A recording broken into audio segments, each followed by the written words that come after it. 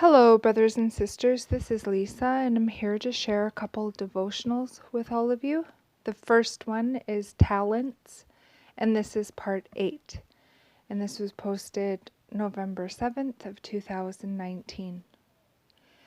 Study to show thyself approved unto God, a workman that needeth not to be ashamed, rightly dividing the word of truth. 2 Timothy 2, verse 15. Let the youth who need an education set to work with the determination to obtain it. Do not wait for an opening. Make one for yourselves. Take hold in any small way that presents itself. Practice economy. Do not spend your means for the gratification of appetite or in pleasure seeking. Be determined to become as useful and efficient as God calls you to be. Be thorough and faithful in whatever you undertake. Procure every advantage within your reach for strengthening the intellect. Let the study of books be combined with useful manual labor, and by faithful endeavor, watchfulness, and prayer, secure the wisdom that is from above. This will give you an all-around education. Thus you may rise in character and gain an influence over other minds, enabling you to lead them in the path of uprightness and holiness. Far more might be accomplished in the work of self-education if we were awake to our own opportunities and privileges.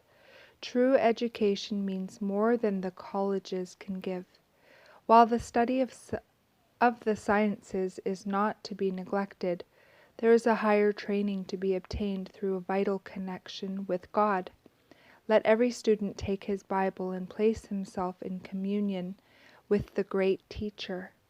Let the mind be trained and disciplined to wrestle with hard problems in the search for divine truth. Those who hunger for knowledge that they may bless their fellow men will themselves receive blessing from God. Through the study of His Word, their mental powers will be aroused to earnest activity. There will be an expansion and development of the faculties, and the mind will acquire more power and efficiency. Self-discipline must be practiced by everyone who would be a worker for God. This will accomplish more than eloquence or the most brilliant talents. An ordinary mind, well disciplined, will accomplish more and higher work than will the most highly educated mind and the greatest talents without self-control.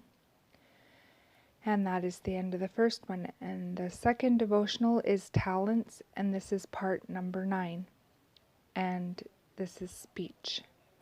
For which I am an ambassador in bonds, that therein I may speak boldly as I ought to speak. Ephesians 6, verse 20. The power of speech is a talent that should be diligently cultivated.